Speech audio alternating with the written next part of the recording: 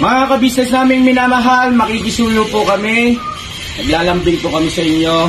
Kumari po sana ay pakisuportahan natin Alminda Cariaga Mix Vlog. Alminda Cariaga Mix Vlog. Right? Alright! Bira! Bira! Hi po mga kapapi, mga kabisnes, welcome back sa ating YouTube channel. Ito po ang inyong lingkod, Alminda Mix Vlog, bumabati ng magandang umaga dito sa Middle East. 12 o'clock na po ng madaling araw. At magandang umaga o magandang tanghali sa atin sa Pilipinas. So panibagong reaction video po natin ngayon. Ito yung tungkol sa paglalabas ng sa loobin nila Vera tungkol dito kay Aningat, na ito pala ay kumbaga ginapang, kumbaga balak niya rin gagapangin. So bago natin umpisahan niya, na pakasakali pong hindi pa kayo nakasubscribe sa aking munting bahay, pakisubscribe namin po at pakipindot ng subscribe button dyan at notification bell, isali na lang natin para updated tayo sa lahat ng aking mga nire-reactionan video sa Kabisnes Official at Papa Dins TV. At huwag rin kalimutan i-subscribe Kabisnes Official at Papa Dins TV at Kabisnes Family. So yun na nga, diba? Kumbaga ngayon lang ito inilabas nila Vera at Lito, itong parang pinuntahan sila doon sa tindahan nila mismo, na may tindahan pa dati si Vera, itong si Rick Aningat. At ang pakay nito ay kumbaga paninira sa kabisnes, diba? So hindi din naman natin mabe-blame sila Vera, bakit parang at inamin din nila na sila'y naiba dahil nga dito sa kumbaga pagpapaliwanag ni Rick Aningat. Syempre alam naman nila Vera na close ito, syempre parang naniwala din sila dun sa sinasabi. Kumbaga, parang unti-unting makukuha ni Rick Aningat ang panig nila Vera dito noon na pumupunta siya doon. So at least naman at hindi sila napaniwala nitong si Rick Aningat sa mga sinasabi niya tungkol dito sila kabisnes. Kumbaga kino-question niya, bakit niya questionin yung pagbibigay ng puhunan dito kala Vera, diba? So yun, at ito'y ang ating reaksyonan ngayon. Hindi ito ng tungkol dito sa binabanggit ni Vera. Ito ay kukuha po tayo dito sa mga nagko-comment, kasi nakikita natin na ang daming kumbaga nagko-comment kay Kabisnes dito na hindi sila sumangsa. Ngayon kumbaga parang naging masama si Kabisnes dito sa ginagawa ni Rick Aningat na ito sa Kabisnes Family at Kabisnes Official, lalo't lalo na kay Pinuno at saka sa kanyang may bahay na si Ma'am Marigold po, ang si Mrs. Kabisnes. So eto karami-daming nambabas, karami-raming hindi maganda sa comment section. Kumbaga ang mga nagko-komento dito ay hindi nila totally naiintindihan kung ano yung pinapaliwanag ni Pinuno.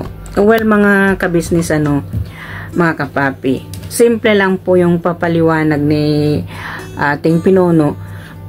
Kumbaga pinapaliwanag niya kung ano yung nasa loobin niya. Yung bang pagmamahal at pagrerespeto at ibinilang mo isang kapamilya, kapatid, kamag-anak, syempre masakit sa'yo yun, hindi ba? Kayo, sa inyo po mga nagko-comment ng negative dyan, na mga naging basher na viewers at subscriber po tayo ni Pinunong Kabisnes. Kung halimbawa po nasa sa inyo ang nangyari yon, kumbaga baliktarin po natin ang pangyayari. Yung nangyari dito kay Kabisnes na punta, isa sa inyo, isa dito sa mga nagkomento na ito, na sinasabi niya, bakit daw paulit-ulit ang pagko-content ng ating Pinuno dito kay Aningat, kay Rick Aningat, ay habol ng habol daw si Pinuno dito kay Rick Aningat. Well, ang nag-comment nito, hindi ko na mahanap sa dami ng nag-comment. Hindi yun naghahabol, hindi mo lang naintindihan, kabayan. Alam mo kung bakit nasasabi ko sa'yo, hindi ka marunong umintindi. ang binabase ni ka-business ay yung kung ano yung kung ano yung nagawa ni Rick Aning. Sinasabi niya dito kay Vera at Lito na against sa ka-business. Kumbaga, binibigyan kasi niya ng masamang isip, o binibigyan niya, kumbaga nilalason niya itong pangingisip ni Vera noon nung pumupunta pa siya doon sa kanila noon. Nung naalala natin, may tindahan si Vera at saka si Lito noon. Binanggit ni Vera dyan, yung may tindahan pa sila, lagi nandyan si Rick Aningat at bumibisita sa kanila. So yung mga nagko-comments na hindi natin naintindihan, yung po bang sa loobin ng isang tao na pakikipagkaibigan mo sa isang tao na hindi mo sukat akalain ay tatraydorin ka. Yun po ang ibig sabihin ni ka-business dito sa kanyang pagpapaliwanag. So ang mga nanonood, maraming nagsasabi na uumay, ayok nang manood. Hindi naman po sa ganon, mga ka-business.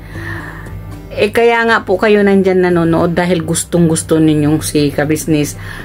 Gustong-gusto ninyo yung mga vlog ni Pinunong ka-business, diba? May nagsasabi pa, bakit hindi na lang i-concentrate yung pagcha-charity? Nandun na po tayo, mga ka-business, yan pong content ni Pinuno na yan ang sinasabi niyang ay ready na silang bumalik sa kanilang mission. Kumbaga yung pag-i-scout nila, humahanap ng mga taong sinong karapat-dapat na tulungan sa content na yan. Yan po ay napasok lang kasi talaga namang content talaga ni ka-business yan. Dahil nga, ang issue dito ay kay Rick Aningat.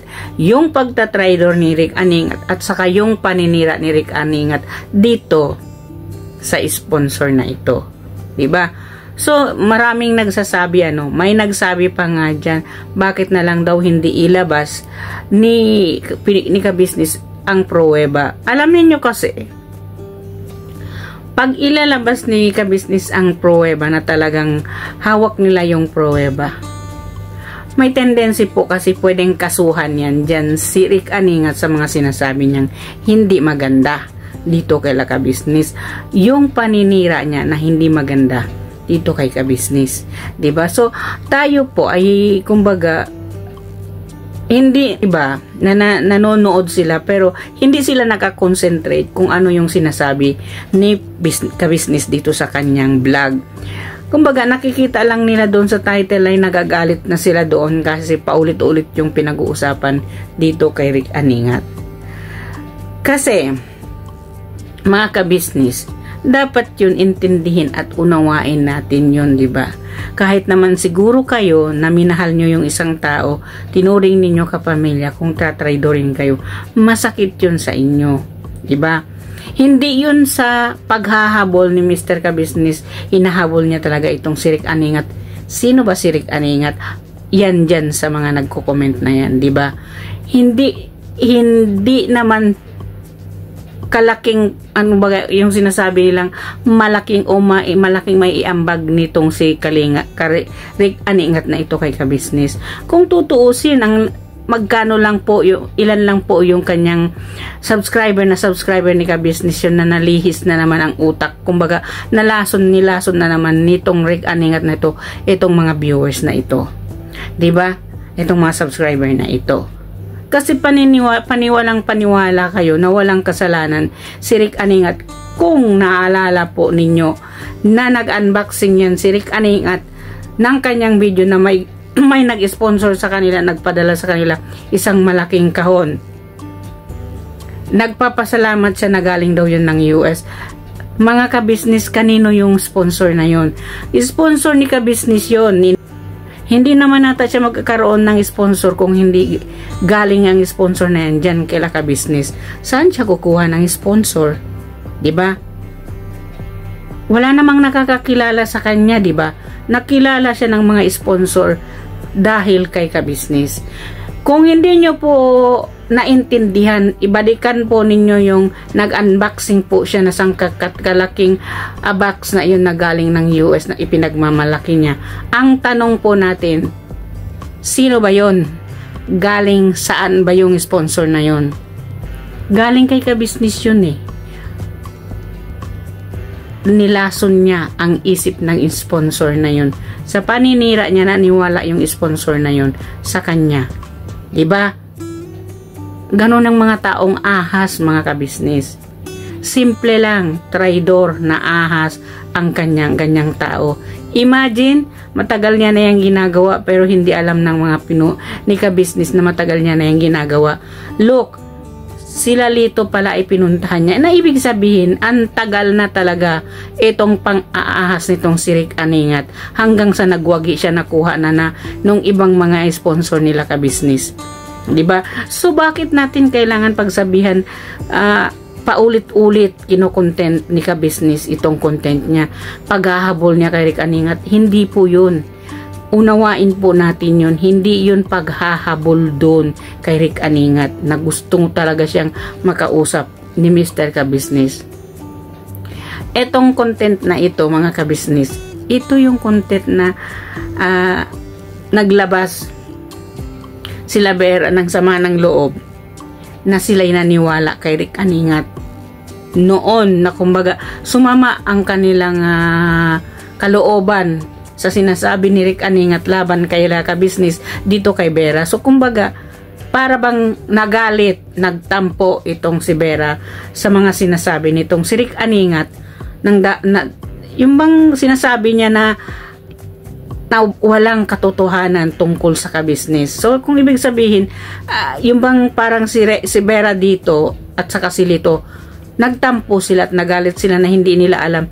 Kumbaga masabi nila, bakit ganun sila kuya? Bakit ganun sila kuya ka-business? Hindi ba? Siyempre mapunta sa isip nila yun eh. Lalo na mga ka-business ay hindi naman nagko-communicate every day, every hour, every minute itong sila Vera at si Mr. Ka-business. Kung siguro etong pagpupunta nila ka-business dito, syempre marami silang tinutulungan. May schedule talaga ang bawat isa kung kailan nila mapupuntahan yung mga tinutulungan nila. So that time siguro etong si Rick Aningat ay kumbaga eto na pagkakataon niya. Kumbaga ito yung sinasabi niyang pagkakataon ko na to para siraan sila sila ka-business dito kay Vera, para maniwala sila Vera sa akin, mag-hate sila kay ka-business. So ang aim ni dito ni Rick Aningat ito simple lang mga ka-business, intindihin natin ang mawala si ka-business sa larangan ng social media. Ang gusto nitong si Rick Aningat ang wala na si ka-business sa social media, kumbaga mawala na yung YouTube channel ni ka-business, kaya lahat ng mga tao sinisiraan niya si ka-business doon. So para bang siya na ang tatayo bilang siya wala ng ka-business. Yun po kasi yung aim nitong si Rick Aningat na ahas na ito. So dito sa mga komento na to na nagko-comment dito na babasa natin, umintindi po tayo mga ka-business. Hindi po yung paghahabol o hindi po yun kung ano ang ibig ninyong sabihin. Yun po ay ang gusto lang talaga ni Mr. Ka-business is ilabas niya yung sama ng loob, ilabas niya kung ano yung totoong pagkatao niya at kung ano yung totoong pagkatao nitong si Rick Aningat, kung paano siya mag-traidor sa ka-business family. Yun po, yun intindihin natin mga ka-business, di ba? Hindi yung paulit-ulit na kaya niya kinokontent. May nagsabi pa dahil wala nang mai-content, yun na lang mai-content niya. Ang daming mai-content ni Pinunong Ka-business kasi isa silang charity vlogger. Itong issue na ito, kailangan ito tapusin ni Ka-business. Kailangan ito pagtuunan niya ng pansin kasi sila po ang sinisiraan dito. Hindi po si Rick Aningat ang sinisiraan dito. Ang Ka-business, ang family, ang sinisiraan nitong si Rick Aningat sa mga sponsor at sa mga subscriber at sa mga viewers. Hindi po pwedeng pabayaan yun. Kasi, alam niyo kung bakit ko nasabing hindi pwedeng pabayaan. Kasi si Rick Aningat, ang nagpaangat lang naman ng kanyang YouTube channel ay si Ka-business. Namonetize siya ng dahil kay Ka-business. Yun po, yun ang masakit doon, tinulungan mo na, kumbaga tinulungan mo na, tinuka ka pa, tinulungan mo na, trinaydor ka pa. Yun ang masakit doon. Kahit po naman sa inyo nangyari yun, ewan ko lang kung hindi ba kayo maglumpasay sa galit. Dahil tinulungan mo na, kumbaga pinakain mo na, trinaydor ka pa. Isang halimbawa po, no, may anak kayong babae, itinanan ng lalaking ayaw ninyo. Ano po ba yung magagawin ninyo? Di ba maglumpasay kayo sa galit? Dahil ayaw nga ninyo sa lalaking tinanan ng asawa, tinanan ng anak ninyo. Di ba? Ganun lang yun ang feelings ni Pinuno. Kasi trinaydor kasi siya na wala siyang alam. At saka sa matagal na panahon, hindi talaga alam nila Pinuno na itong si Rick Aningat gumagawa ng kagatarantaduhan sa talikod-likod ng kabisnis. Diba pag sa kaharap ang galing nitong si Rick Aningat. At dito pa mga kabisnis, siya ba ito ang nagko-comment na ang daming niyang account? Siguro hindi lang 20 account ang mayroon siya. Kasi kung hindi yan siya, masasabi ninyo, bakit ka naman ganyan? Nagre-reaction ka na, sinasabi mong ang dami niyang account. Kasi po, ang pagko-comment nitong nagko-comment na ito, iisang words lang. Pare-pareho po ang pagko-comment nitong si Rick Aningat. Kung ano yung kinoment niya sa original niyang account, yun din ang kino-comment niya dito sa mga fake account niya. So, sino sa likuran nito? Alangan naman po, kayo, na paulit-ulit kayo nagko-comment pare-pareho. Maraming account pero iisa lang ang comment doon. Yun po, yun sana po intindihin natin, di ba mga kabisnes? Itong nangyayari dito kay Rick Aningat at saka sa ating kabisnes family, di ba? Kung mahal po natin ang business family, suportahan po natin kasi gusto lang ilalabas ni kabisnes kung ano yung totoo, kung ano yung kasinungalingan.